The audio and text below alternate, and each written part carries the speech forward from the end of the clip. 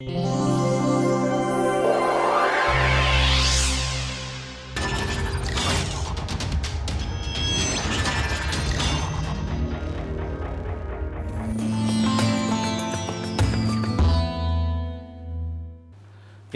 So in the last class, we were looking at braking. Maybe stopped just short of this, or maybe we did this derivation. Very simple derivation. There's nothing much in this.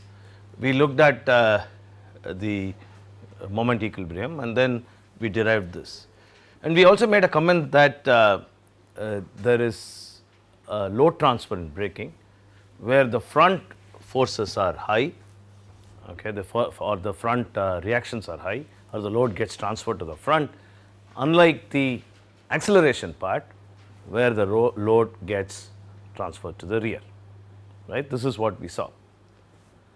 We also said we went to the next step, and we said that we can dump the whole of the effect of tire onto the road by dump the whole concept of this interaction into a factor called mu, okay, which is very similar to your well known friction condition, Coulomb's friction, and said that W multiplied by mu will give me a limiting condition for the wheel to lock.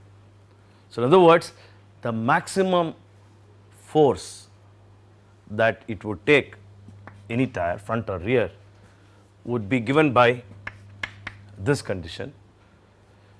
We can put that the braking force, the maximum braking force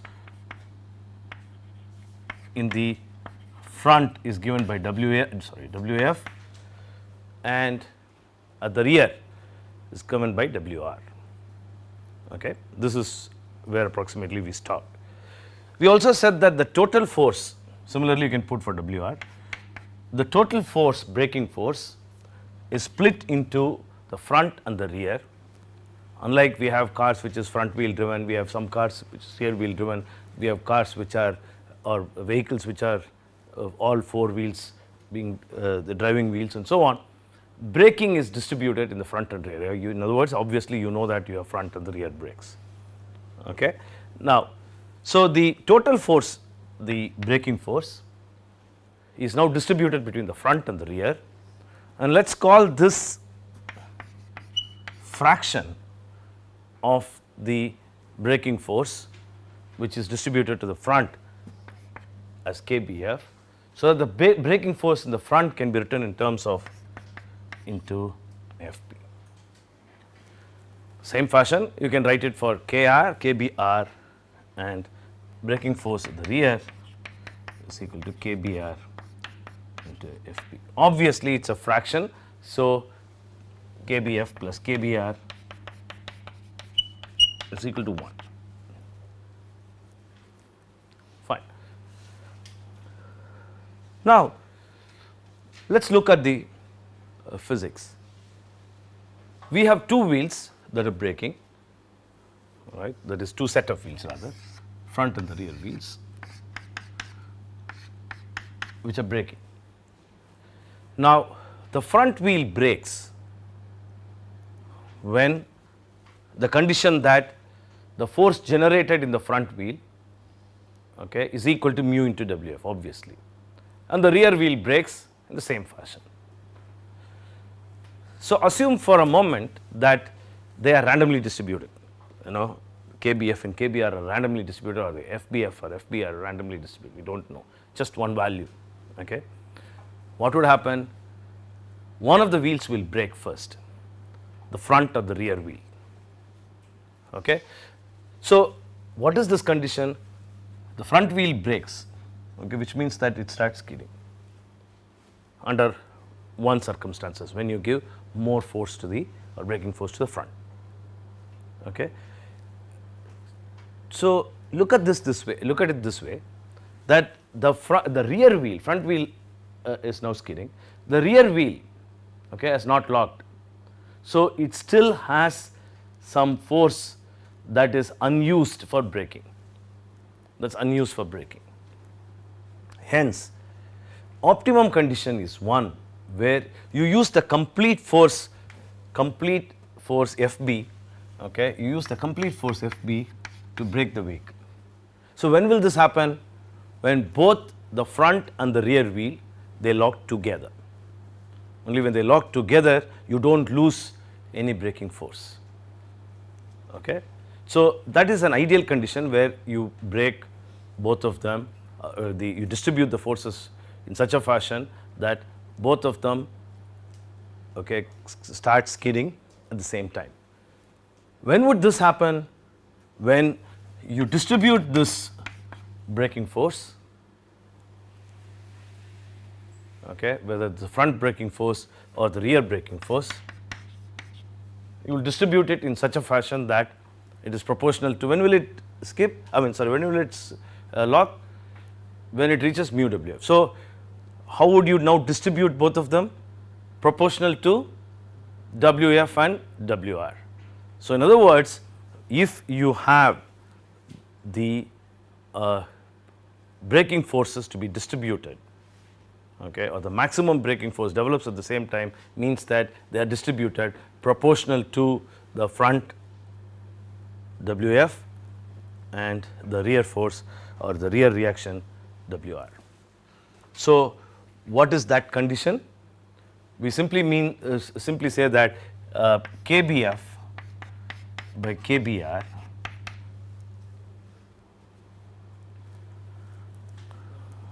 should be equal to, okay, both of them should be equal to, is proportional to Wf and Wr, okay.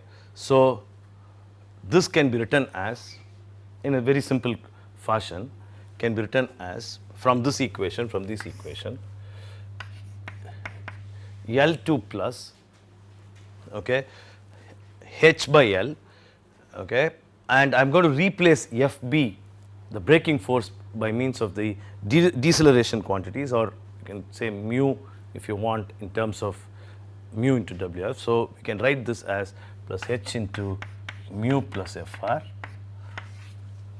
and Wr you can write that as L1 minus H into mu plus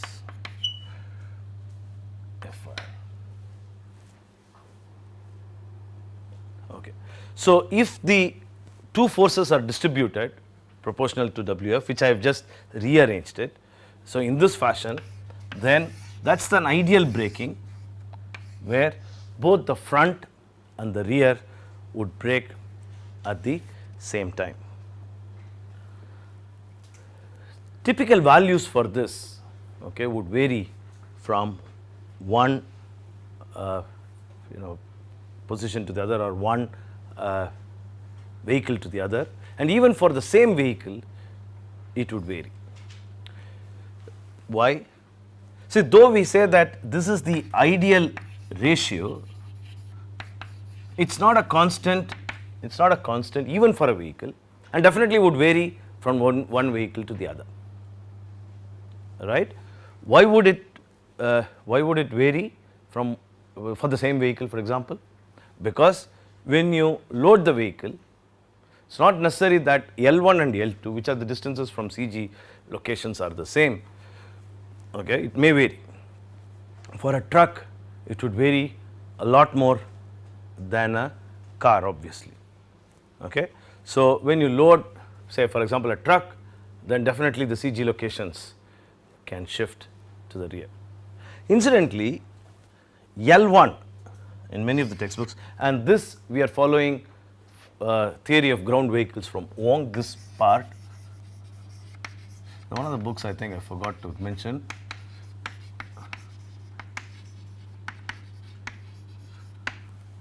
by Wong, okay. We will shift from one book to the other, and our own experiences we will look at this course. So one of the things I just want to point out is that instead of L1 and L2, people also use A and B. A and B is very common. The notations A and B, A being the distance of the CG from the front, B being the distance of the CG from the rear, okay. So I use capital L, small l, interchangeably both of them means that it is the distance between the two wheels. Okay. So, this is the ideal ratio. So, why would it vary within a vehicle or for a vehicle? Obviously, when the road conditions are different, mu would be different, mu would not be the same. So, mu would change. Okay. So, for the same vehicle, A and B or L1 and L2 are not a constant. I did not use A here because you may confuse it with acceleration and these. That is the reason why I had not used A and B here. Okay, I had used L1 and L2 at this place. So, this is a problem. So, you do not have an ideal. That is why you have so many other devices like ABS and other things, okay, in order that we do not get into some conditions which we would discuss probably later in the course. Okay. Now, that is the first thing. Then what is usually used? What is usually used? What is the ratio that you use? Varies. Many of the truck companies today use 50% to 50%.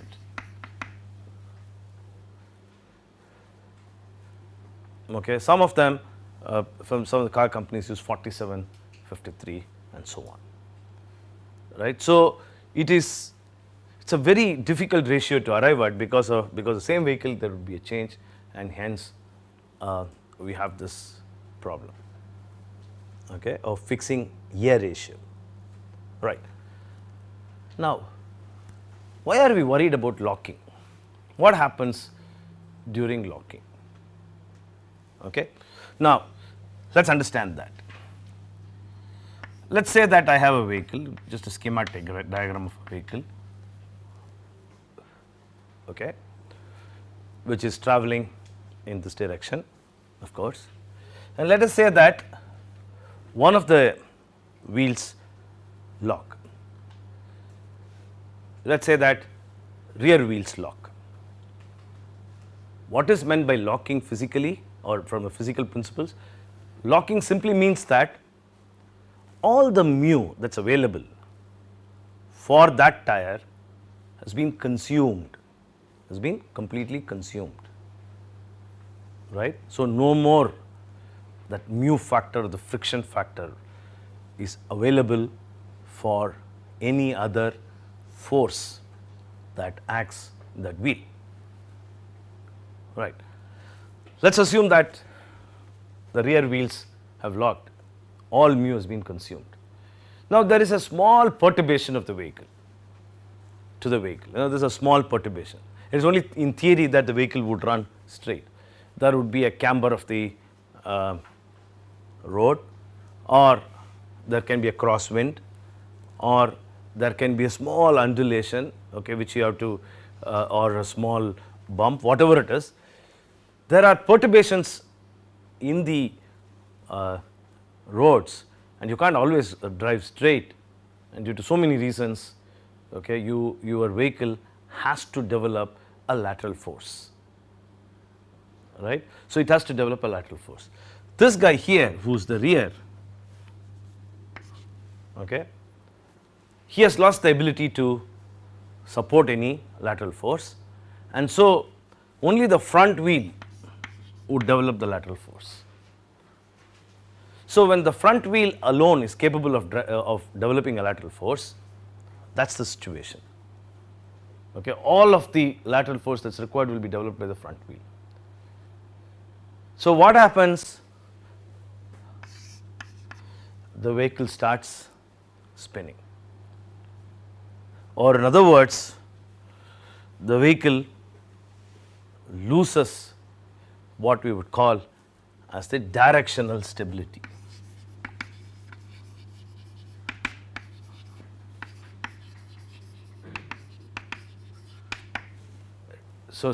So, it would spin. In fact, it can spin so much depending upon the perturbations, it can just spin and even go 90 degrees or more. So, when the rear wheel locks, the vehicle loses directional stability and would start rotating or yawing as it is called. On the other hand, Let us consider what happens when the front wheel locks.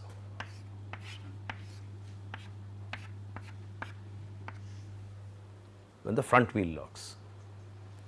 When the front wheel locks, obviously it loses the ability to take further forces, and so all the force that is required to cater to the needs of the changing orientation of the vehicle, the lateral force, is at the rear. So, the vehicle would now lose directional control. A small change this side would not happen because the vehicle would now be yawed in the other direction. So, would now start going like this. Okay. So, we call this as loss of directional control.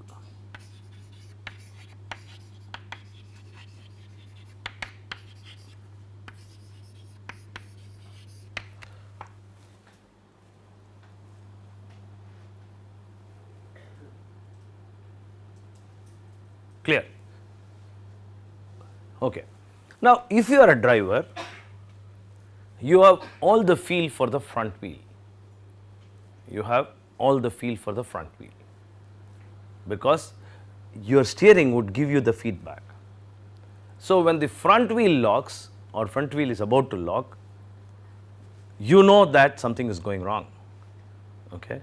And it is possible by an expert driver to get back that kind of loss of feel, okay, or in other words, to steady the vehicle. On the other hand, if the rear wheel locks, even an expert driver cannot feel it, and by the time he realizes, everything is over. Everything is over. So, we need devices, special devices, in order to avoid this kind of locking and loss of direction or directional stability and directional control. Is that clear? Okay. Now, let us go into some details of this braking further.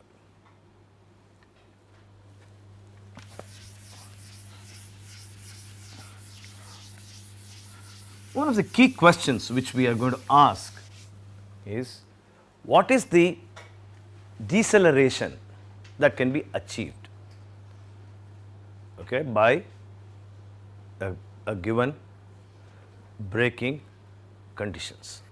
What is the maximum deceleration that it can achieve? Very important question, because ultimately brakes are also judged by deceleration and, more importantly, the braking distance. Okay. So, in order to understand this, we need to understand what would be the deceleration level before the brakes start locking. Right. This is what we are going to do now. I am going to take two equations and then just equate them and then get the what is called as the maximum deceleration when the vehicle locks. Remember that our good old friend rolling resistance is going to help braking. Okay. So, one of the conditions that we already wrote, neglecting all other forces, of course, let us say that we neglect all other forces like aerodynamic force, you can add them, that can be an exercise to you just to bring out the physics. Let us look at only these two forces. So, this will be equal to, denote that we had replaced minus A by D, and hence all the directions are now. So, D is actually the deceleration. We also have, this is one equation, we also have an equation for Wf and Wr, and that can be written as, how did we write it? We took W out. What is the first term for Wf? L2 plus what was the term which is inside? FB plus FRW. So what can you do from this equation? You can replace that, what was in the bracket in the previous case, by this, and can I not write this as the deceleration divided by G? Okay. So the same fashion I can write down WR WL minus d by G. Okay, what was in the bracket? I just replaced it by the first equation. Right.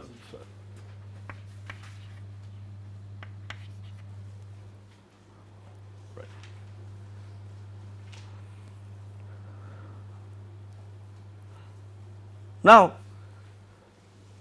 let me write down FB from the first equation, call that as first equation for this, second equation, third equation is equal to W by G D minus FR into W. And I also know that the front braking force is equal to KBF into FB.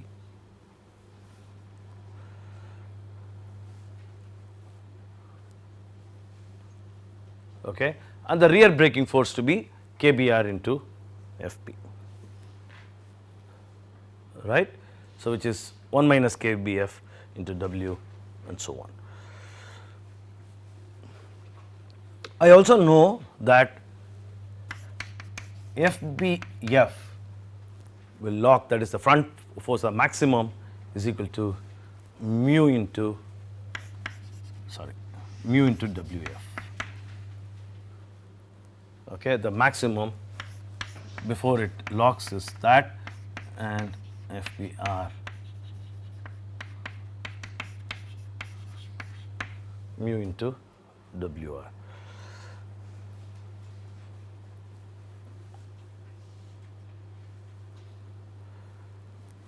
So now what I am going to do is, so let me call this as 4, let me just rewrite it a bit, W divided by D by G minus FR, okay, is the that, and so this could become, so this would be KBF W D by G minus FR, right?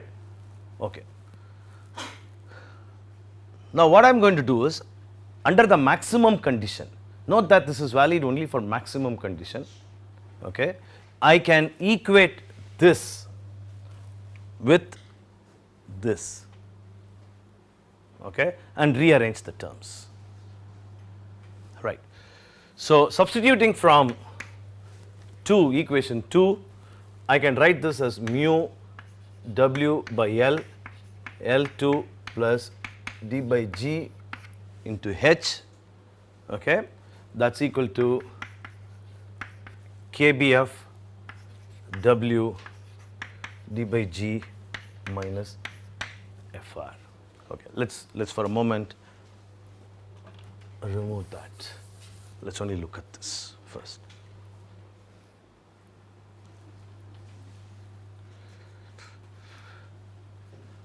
Okay. This is when, what is this condition? When we reach the maximum allowable before it starts locking. Rearrange the term, and then I get this D by G, or in other words, the deceleration normalized by G. We will talk about it in a minute. Just rearrange it and tell me what can this be.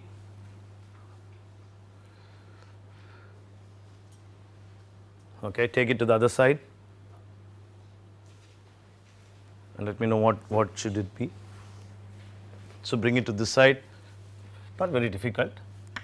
Remove that W, mu L2 by L plus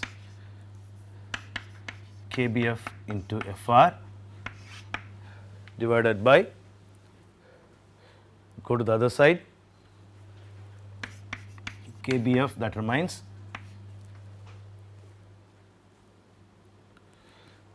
okay, minus mu, this H is there, H by N. So that is the maximum. Maximum means what? When it locks, right? Please note that we have normalized with G, and this is the language vehicle dynamists use. Whenever they talk about acceleration, they won't talk about meters per second squared and so on. They would usually normalize it with G and talk in terms of this normalized quantities. They would say that it is 0.3 G, 0.2 G, 1 G and so on. Okay? Hence this expression normalized with G. Derive the expression for, this is, when is this condition? This is front wheel locks. Okay, the maximum deceleration that is possible when the front wheel locks.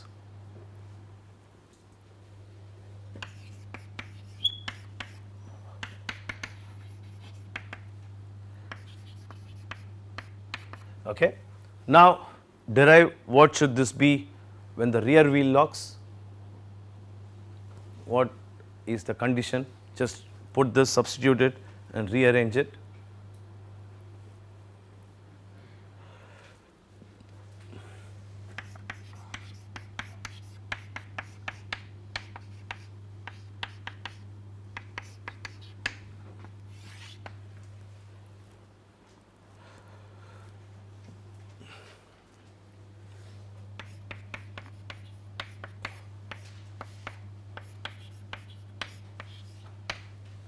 Okay.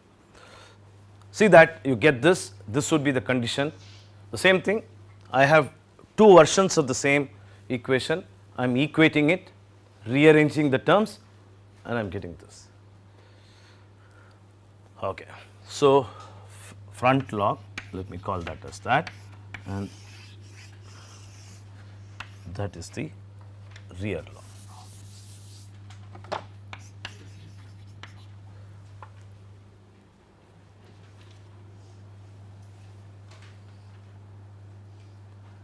Right. You have to be very careful in interpreting this equation. For example,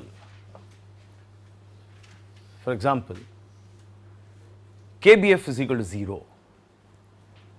Let us say, possible, I have all the braking to the rear wheel, okay.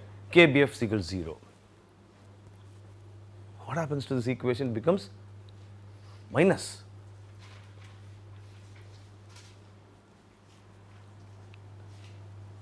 Is that correct? KBF is equal to 0, it becomes minus. Why should it become minus?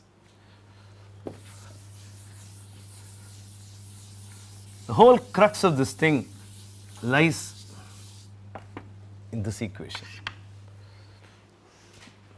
Very simple, all of you know it, okay. Sir, it's actually an inequality. Exactly. So it is very important that it is an inequality, okay. So it's an inequality. It is very dangerous to draw, for example, for friction, to put this as W, many books do that, and then say that F, okay, and then put this as mu into W. Okay. Now it can be, let us say that this is 100, let us say that mu is equal to 0.3. So if you put a diagram like this, what would happen? This would become, say, 30. Okay. So I apply a force as 20. Okay, the equilibrium dictates that the actually the block moves in the opposite direction. Okay. So you have to be careful in interpreting it, because very correctly, as you said, it's an inequality. So whenever I use equality, which means that that's the condition under which, okay, we overcome the friction.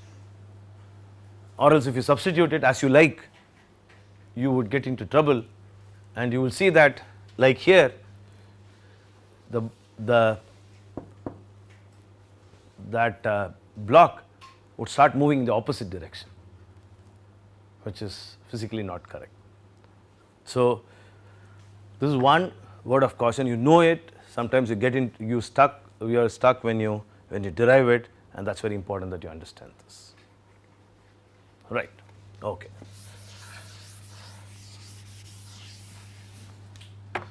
Just now, with that in mind, let's now interpret what happens when I now change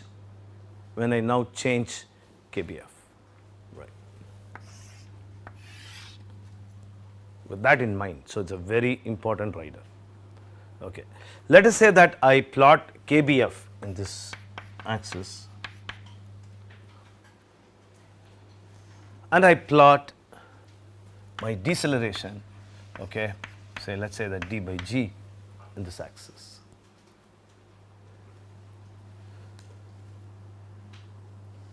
As I now keep increasing KBF,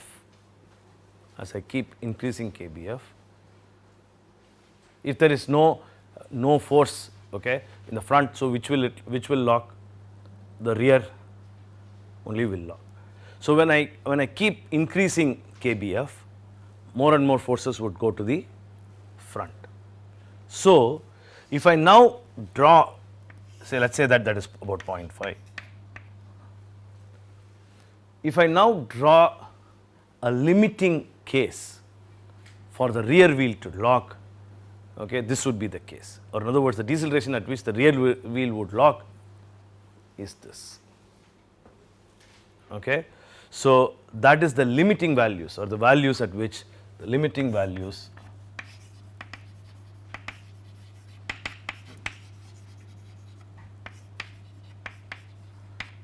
for the rear wheel to lock. Why is it increasing? Because the force of the rear wheel is now increasing. Right. In that small block which we drew, the force is small. Okay, it would now, when I increase KBF, that means that I am giving force to the front. Okay. So actually that would, at some point, that would start decreasing. So that would be the curve. Okay. That would be the curve at which the limiting value for the front wheel to lock.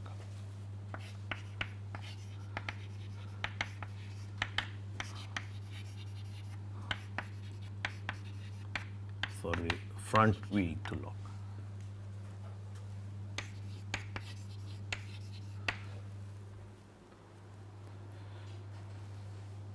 Look at that carefully. I have actually two curves.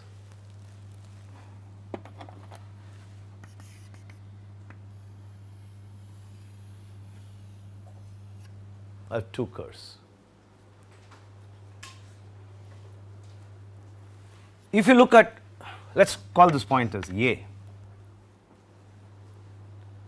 If you look at a point which is to the left of A, who will lock first? The rear wheels. Okay. To the right of A, it is the front wheel will lock. So at point A, what would happen? Both wheels will lock. That's the ideal condition. I have used all my braking force, okay, optimally when both wheels will lock. So that would be the ratio, which is ratio at which both wheels will lock. Unfortunately, this is not, as I told you some time ago, that this graph is not a constant. Okay. So if there is a weight, the shift of L2, because if there's weights are higher or something like that, then it would take maybe something like this. Okay, so this would vary depending upon the weight as well as depending upon the mu values. Clear? Okay. So that is as far as deceleration is concerned. What is more important for us, or what not more important, as important as this for us, is the braking distance. Though many companies put a lot of importance on braking distance, okay, if suppose you are a tire manufacturer, one of the things that would be required of you is to meet the braking distance. Okay. We spent a few minutes on braking distances. Though I said braking distance is important, of course braking distance depends upon deceleration. So there's no question of removing this and talking only about the braking distance, right? Let's look at an ideal condition. What's an ideal braking? What is an ideal braking? When I apply a force Fb, I look at a car as one unit, just now what we drew. Let's say that it has wheels and blah blah blah, so there's no issues about it. Let's say that mu is the factor. So what would be the ideal condition? Ideal deceleration. Ideal deceleration is mu into W, which is the braking force. Okay, note that I'm not going to use, as I said, inequality. I'm just going to use equality, so you'll know what is the condition at which I'm writing. Okay, so this should be equal. This is the force that can be withstood by the tires total. Okay, ideal condition. This should be equal to W by G into D. In other words, mu is equal to D by G. I said we always normalize it with G. So when D by G is equal to mu, that's the ideal condition which we can achieve. Any other condition is not, you can't achieve it, or you can't overtake this condition. You can achieve only this. Hence, we define an efficiency of braking. This is an ideal. I would call this as an ideal condition, or the best condition possible. So obviously efficiency depends upon the best condition that you can achieve. So efficiency of braking, if I call this as an efficiency of braking, so the efficiency of braking is given by what you have achieved with a particular brake and vehicle, which is D by G, that is the normalized with G. Note that D is deceleration, I keep repeating so that you don't get confused, divided by mu.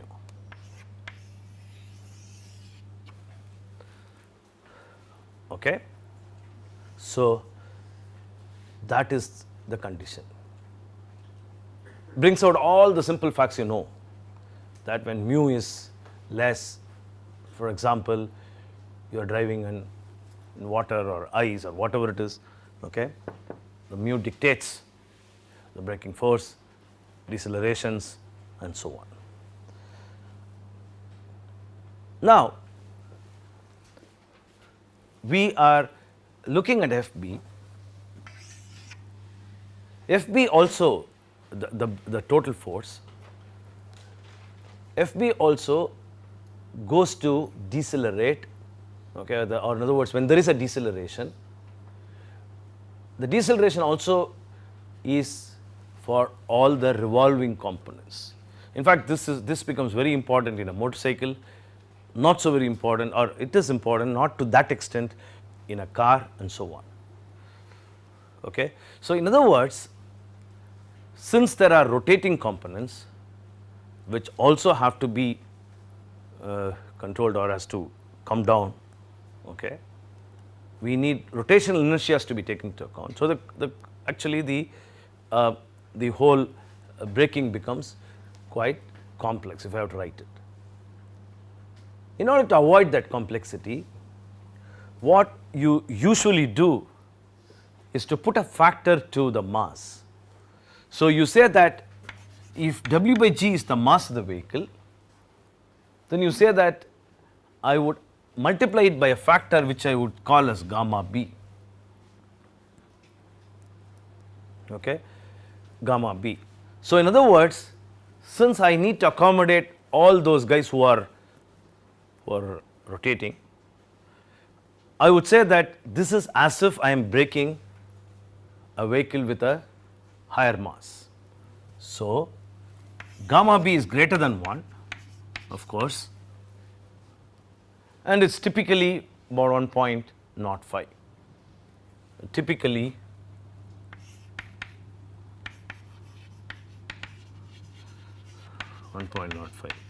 no set rules, no set rules, okay, for some of the vehicles and for motorcycles and other things where you can apply similar things, it can go very high, it can be 18, 20 and so on, 20% and so on, okay, 1.2, 1.15, 1.2 and so on.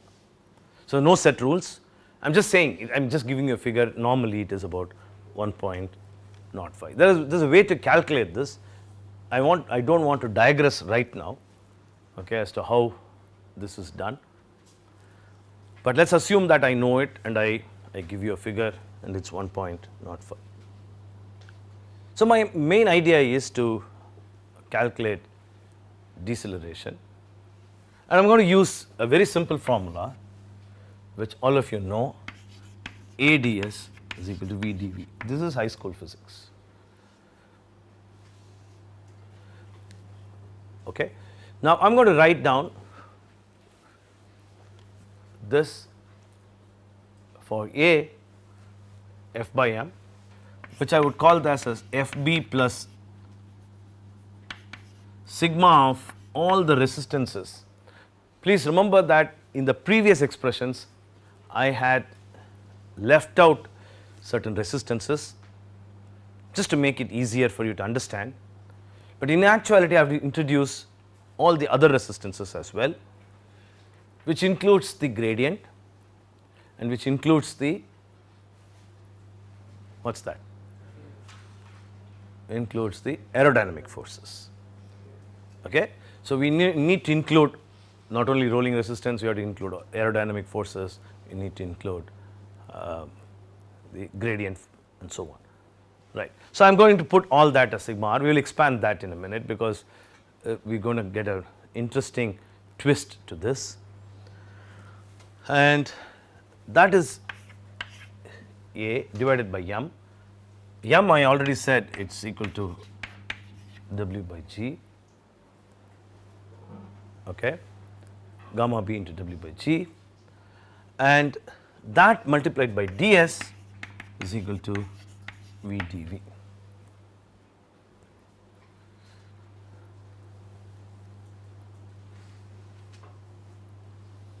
Clear?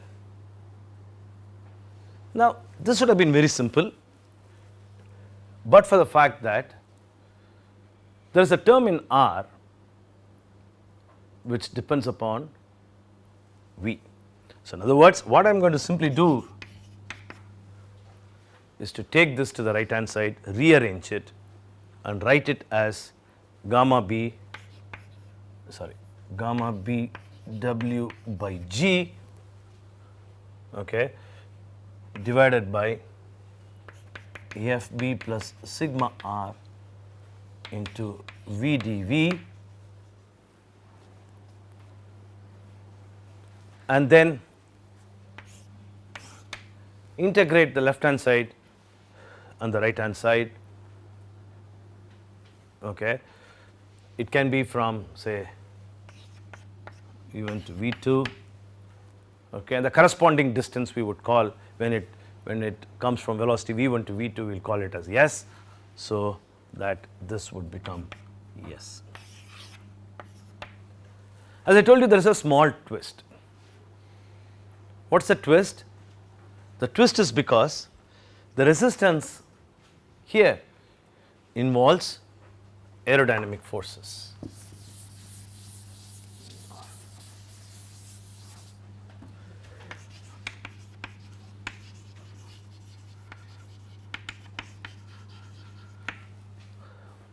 And aerodynamic forces can be written by rho by 2 density of the air,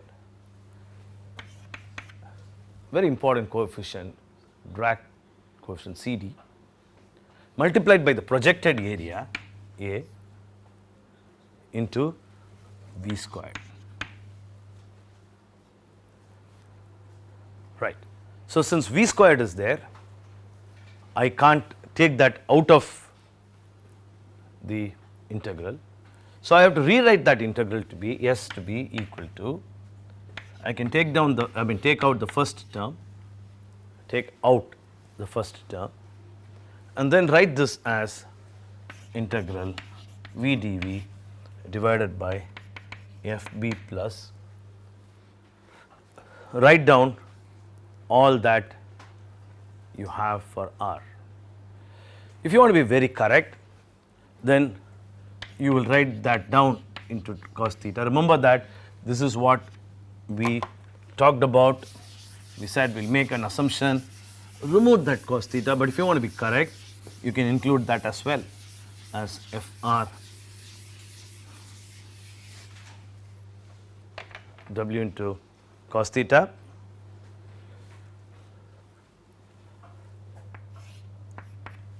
plus or minus. I would say why plus or minus, we said depending upon, we left it to you how we are going to write, plus or minus W cos theta S, whether uphill, downhill and so on, plus RA, we will call this to be a factor called C. Let us say that I am dumping everything. This is because this is a constant, we can use this, we can assume that this is a constant and write this as plus C into V squared. Oh, sorry, sin theta S